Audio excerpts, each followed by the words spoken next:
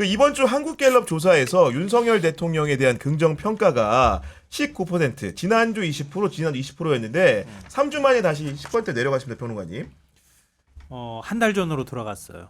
한 달 전이 딱 숫자가 19, 72 이렇게 나왔거든요. 네. 긍정이 19, 부정이 72였는데요. 네. 이번에도 똑같이 19, 72 이렇게 나왔습니다. 그러니까 그 사이에 무슨 일이 있었어요?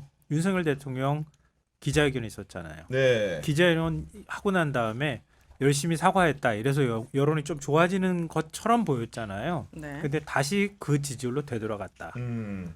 그럼 그동안에 한 달 동안에 한 게 하나도 보람이 없는 상황이 된 거잖아요. 그걸 이제 보여주고 있다 이렇게 보이고요. 그리고 흥미로운 점이 경제 민생 물가가 그동안에는 김건희 리스크에 밀려가지고 2등이나 3등 요 정도 수준이었거든요.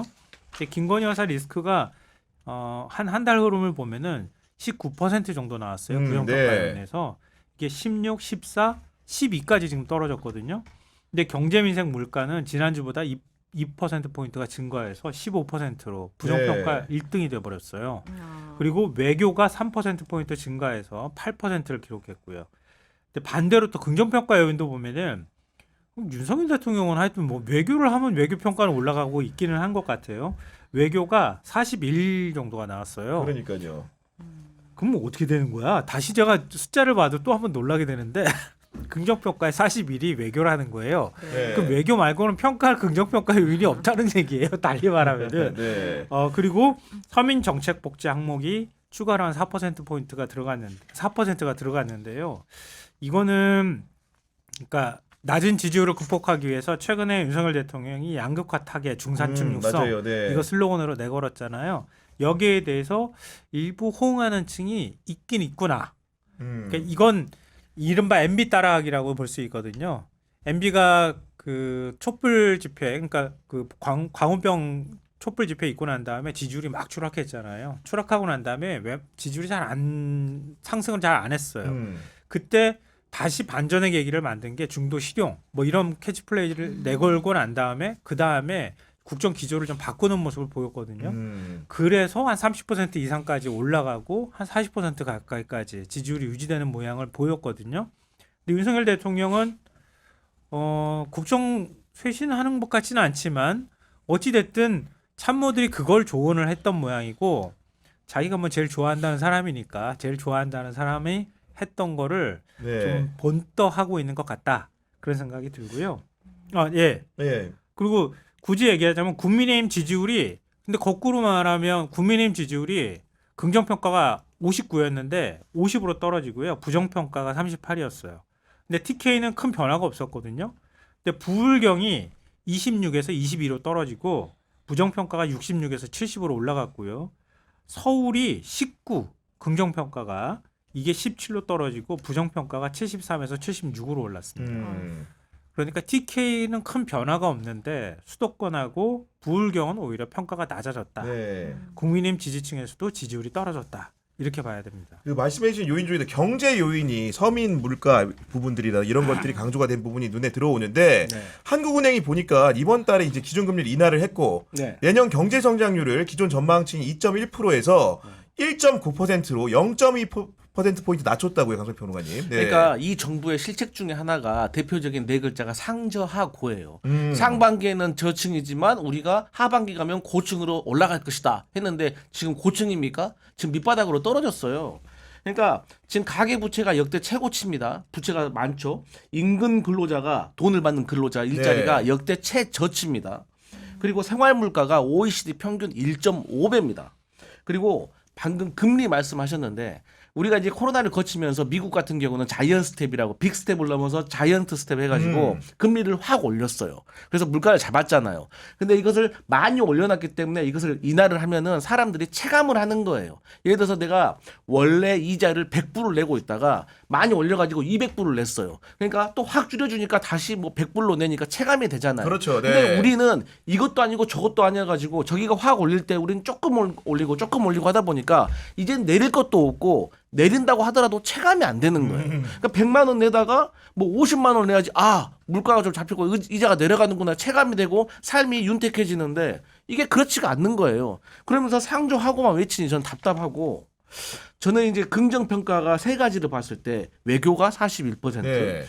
세상에 열심히 한다가 6% 뭡니까 이게? 세상에 열심히 안 사는 사람 있습니까? 그리고 이제 경제 민생은 방금 말씀드렸지만 외교 41%. 저는 도대체 우리나라에서 누구랑 살고 있는지를 모르겠어요. 지난 24일 날 일본 사도광산 추모식을 일본에서 열었습니다. 그런데 이때 일본 측 대표로 온 정무관, 우리나라로 따지면 차관이죠. 네. 이게 야스쿠니 신사 참배했다는 거 아니에요. 태평양 전범들이 있는데. 근데 여기에 대해서 우리가 이제 불참을 한 거 아니겠습니까? 그런데 이거 불참했다고 지금 우리가 좀 항의 좀 했다고 지금 혹시 이런 건가? 그런데 우리가 민주당이 특히나 얼마 전에 계속해서 뭐라고 했냐? 사도광산의 전시실을 가지고 우리 민주당 의원들이 가보니까 6평짜리 아주 초라해 깨끗해 보이더라. 초라하게 네. 그리고 거기에 명시된 말도 조선인은 아둔하고 악취가 난다라고 써놨어요. 강제 동원이라는 얘기는 없고 예를 들면 강제동원도 없고 그러니까 전 세계인들이 보고 있는 그 유네스코 문화등산에 우리 한국인 조선인을 그렇게 써놓은 거예요. 그러면 우원식 국회의장이 이거 너희들 협의했어? 그러니까 자기들이 요구했다는 거예요. 당시에 근데 요미우리 같은 일본 현지 언론이 우리가 협의 안 했다는 거예요. 양해했다는 거예요. 그러니까 도대체 윤석열 대통령이 말하는 한미일 동맹은 도대체 어디에서 발현이 되고 있는지. 그래서 여기에 대해서 지금 이번에 그 외무부 장관이 G7 나갔잖아요. 네, 이태리. 조태열 외교부 장관이. 그러면 거기서 네. 일본 외무성 만났을 거 아니에요. 뭐라고 항의를 해야 됐을 거 아니에요. 항의도 못하고 앞으로 우리 잘 지내자 이런 거예요. 그런데 외교가 41%가 긍정평가다? 저는 도대체 대한민국에서 누구랑 살고 있는지 모르겠고 마지막으로 지금 차기 대선 주자 선호도를 보니까 8위 이창용 하는 총재가 나왔더라고요. 0.6%. 예. 그러니까 지금 경제가 어려우니까 경제 관료를 지금 총리를 시키겠다는 하마평이 나온 거 맞아요. 아니겠습니까? 나오고 있어요. 네. 한독수 국무총리가 우리나라에서 가장 오래되고 우리나라 경제를 제일 잘하는 경제통이에요. 근데 무슨 또 이창용으로 바꿉니까? 이것은 야당과 협의를 해가지고 또 총리한테 권한을 줘야 총리가 무슨 일을 할 거 아니에요. 네. 그렇기 때문에 개나 쓸데없는 짓 하지 마시고 그냥 빨리 이재명 대표한테 가가지고 누구로 시킬까요? 하고 상의하고 여야 협치를 할 수 있는 총리로 해야지 이거 이창용 안 됩니다. 근데 이창용은 뭐 하여튼 자기가 자가 발전을 하는 건지 아니면은 진짜 검토하고 있는지 모르겠지만 그런 소리 돌아요. 예. 한국은행장을 하다가 총리로 간 사례가 있어요? 없죠. 그럼 누가 그 한국은행이나 이런 건 누가 책임져?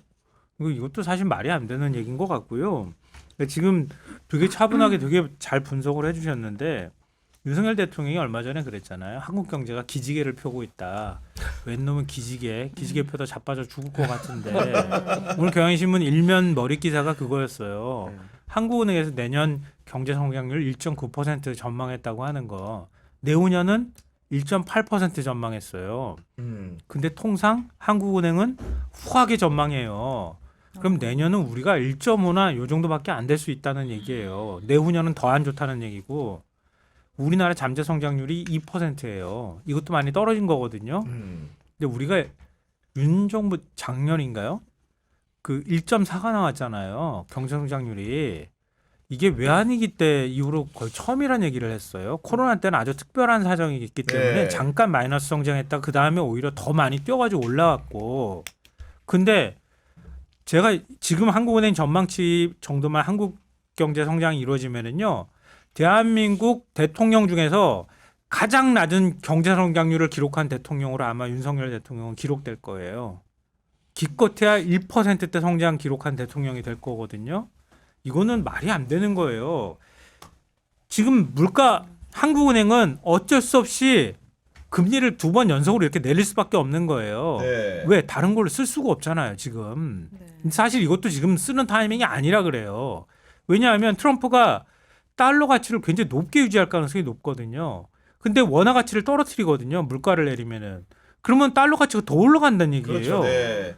그러면 다 달러 기준으로 모든 게 수입품이 들어오는데 우리 먹을거리 생각해 보세요. 다 수입이에요. 그럼 그 물가 올라가는 거 누가 책임질 거예요? 근데 정부는 재정 역할을 안 하잖아요. 재정 역할 사실상 포기한 거거든요. 무슨 양극화 대책이니 뭐 제가 그냥 이런 구호에는 반응한다고 얘기하지만 재정이 있어야 뭐 풀든가 자시고 할 거 아니에요. 기업 법인세 다 깎아줬잖아요. 기업들도 안 좋죠. 수출도 안 좋죠. 아무것도 안 좋은데 어디서 돈이 나와? 돈 나올 구멍도 없고 국채 발행하라고 했더니 국채 발행 안 하겠다고 뻗팅겼잖아요. 갑자기 난데없이 뭐 추경하니 어쩌니 또 이상한 소리를 하던데. 그러니까 할 수도 없고 내년에 만약에 정부가 그런 역할을 한다 하더라도 결국 이 뜻은 뭐냐면 국민들 고통 그냥 당신들이 알아서 지시오. 각자 도생하시오. 이 뜻이에요.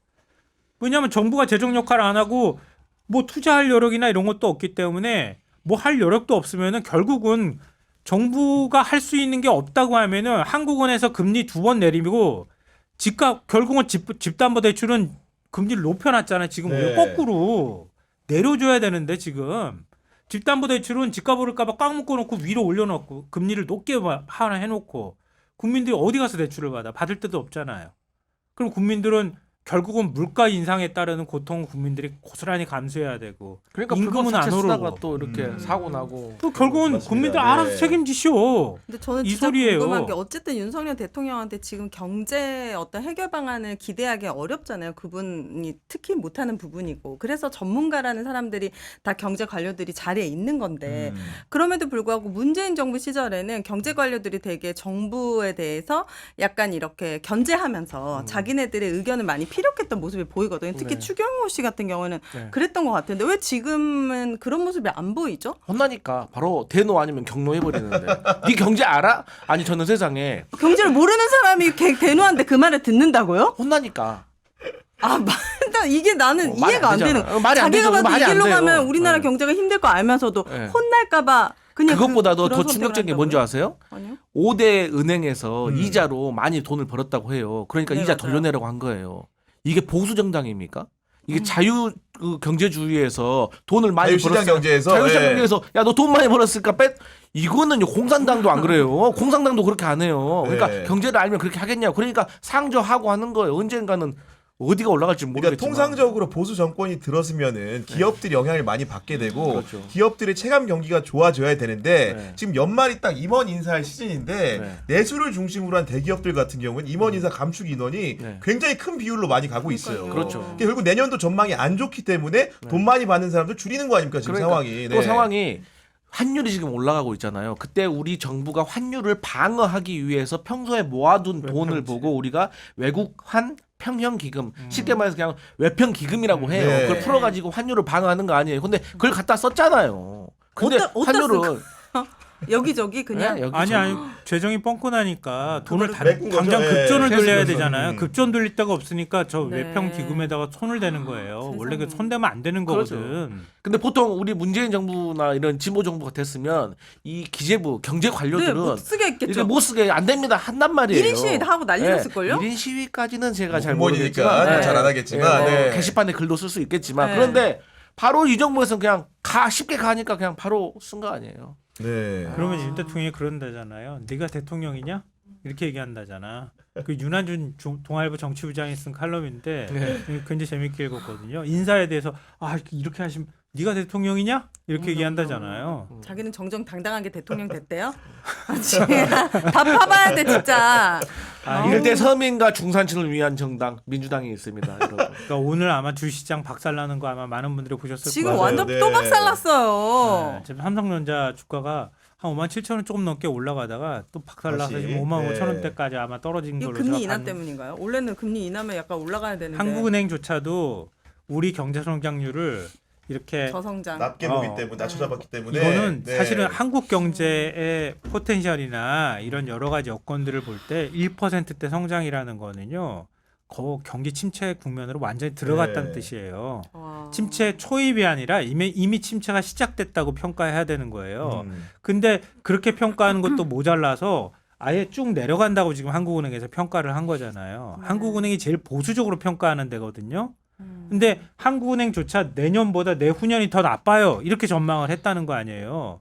그러면 지금 관세 문제 때문에 트럼프 정권이 이제 들어설 텐데 더 이제 더 큰 압박을 받을 텐데 수출도 더 안 좋아질 거 아니에요. 네. 걱정 마세요. 대통령께서 지금 트럼프 대통령 당선인하고 골프 치기 위해서 지금 잔디에서 열심히 지금 단련을 경제를 하고 위해서 있기 때문에. 단련을 하고 있기 때문에 곧 상저하고가 될 거라고 저는 믿진 않지만 아니 골프 치는 거는 미리 예언까지 하시면서 골프 준비까지 하셨다는 분이 관세는 트럼프가 그렇게 매길 거라는 걸 예측 못했나 보죠. 어제 대통령실이 처음으로 얘기했더만 트럼프 정권 들어서면 관세 문제 이거 심각해질 수 있다고. 그건 왜 예상 못했어? 다 전문가들은 예상했는데 골프 트럼프 치다가 못 당선도 들었죠. 예측했다면서 당선되고 난 다음에 어떤 일이 벌어지는 건 왜 예측을 못해? 어제 보고가 됐나 봐요. 어제 아니 사연. 골프만 치면 다 된다. 골프만 치면 다 된다고 생각한 거죠. 아니 근데 진짜로 어이가 없는. 어떻게 보면 우리가 부정평가 요인을 여러 개 꼽을 수 있는데 네. 김건희 여사 문제보다 사실은 더 무서운 게 제가 봤을 때는 이런 그 경제 문제 아니겠습니까? 그쵸. 경제나 물가 문제인 것 같고 이런 부분들이 정권이 이제 반환점을 돈 상황에서 뭔가 유지를 해야 될 입장에서는 굉장히 어려운 악수 상황으로 갈 수 있는 거 아닙니까 이게? 그러니까 이제 어떤 문제가 있는 거냐면 일단 첫 번째로 트럼프의 가장 안 좋은 점 경계해야 되는 게 예측 불허잖아요. 그렇죠. 네. 근데 지금 대한민국 기업들이 75조를 투자를 해놨어요. 조지아라든가 어디 네바다라든가 이런 데다가 다 공장도 지금 지어놓은 설립을 겁니다. 해놨습니다. 네. 그리고 2023년에는 대한민국이 미국의 일자리를 가장 많이 만들어줬어요. 3만 개 이상을. 바이든 대통령은요. 백악관 최초 거의 최초로 뭐라고 했냐 한국의 한화 큐세를 얘기를 하면서 어떤 인프라 허브를 만들어줘서 고맙다 환영한다 이런 말까지 했어요. 태양광 관련해서 네. 그리고 ILA 감축법 같은 경우 그렇잖아요. 맞아요. 네. 아니 이제 지원금을 준다고 해가지고 우리 공장을 지었는데 트럼프가 이걸 안 해준다고 하면 우리 기업은 어떻게 되는 거예요? 지원금 보고 갔는데. 그러니까 네. 그러면서 방위비 분담금을 지금 올린다고 지난 4년 동안 공식적인 자리에서 154번을 말했단 말이에요. 돈 더 내놓으라고. 그러니까 이런 상황인데 지금 또 중국을 때리고 있잖아요. 그러면은 중국이 사실 수출을 미국으로 못하게 되면 어떻게 되냐? 자기들의 물건을 내수 시장 중국 풀어야죠. 국내에서 예. 해결을 하거든요. 그러면 어떻게 하겠어요? 덤핑으로 칠 거 아니에요. 그러면 우리가 중국에서 물건을 팔 수가 없게 되는 그렇죠. 거예요. 가격 경쟁력이 가격 없으니까. 경쟁력이 떨어지니까. 골프 그만 골프 칠 때가 아닙니다 지금. 무슨 골프 치면서 형님 좀 봐줘요 이렇게 하면 뭐 말 들어줄 거라고 착각하고 있는지는 모르겠는데요. 저는 그 지금도 얘기했지만 김건희 리스크 그다음에 명태균 게이트라고도 하고 아수라라고 하더라고요. 이게 탄핵으로 이어질 거다. 그러기에는 조금 부족하다. 그리고 또 그 정도까지 국민들이 아직까지 준비는 안 돼 있는 것 같다 이렇게 생각을 하는데요. 만약에 윤석열 정권이 쓰러진다, 무너진다고 하면 그 장작 그러니까 불꽃을 튀겨주는 거는 김건희 리스크든 명태균이든 뭐 할 수 있겠지만 네. 그 밑에 산더미처럼 쌓여 있는 장작은 경제일 거라고 봐요. 그렇죠. 맞아요. 맞아. 지금 맞아요. 국민들 굉장히 힘들거든요. 지금 우리가 무슨 숫자 노름하듯이 0.8이니 1.8이니 1.9니 뭐 이렇게 얘기하지만 네. 경제에서 1% 성장하냐 아니냐. 지금 내수는 거의 박살이 나 있는 거란 말이에요. 이미 네. 수출이 그나마 조금 더 받쳐주고 있기 때문에 이 정도 숫자가 나오는 거예요. 견디는 거지. 네. 수출이 만약에 무너지기 시작하면은 내수는 이미 나빠져 있는 상황이기 때문에 거의 국민들은 정말 비명을 질러야 되는 수준이 될 거예요. 그런 상황에서 헛짓을 했다? 그러면 아마 국민들이 확 돌아버릴 거다. 그러니까 굳이 탄핵으로 가는 길이라고 하면 불 붙는다고 하면 그 장작은 전부 다 민생 문제일 거다. 경제다. 네. 여기서 시작하는 거고 그 위에 불꽃만 탁 튀겨주는 건데 언제 그것도 튀겨질지도 모르는 상황이다. 근데 꼭대기에 있는 불꽃만 안 튀겨주면 불 안 붙어. 지금 그러고 있는 거 아니에요. 그럼 뭐 다 틀어막고 있잖아 지금. 거기에 만족하거나 특검이 답입니다, 안심할 때 특검이. 아니라는 거예요.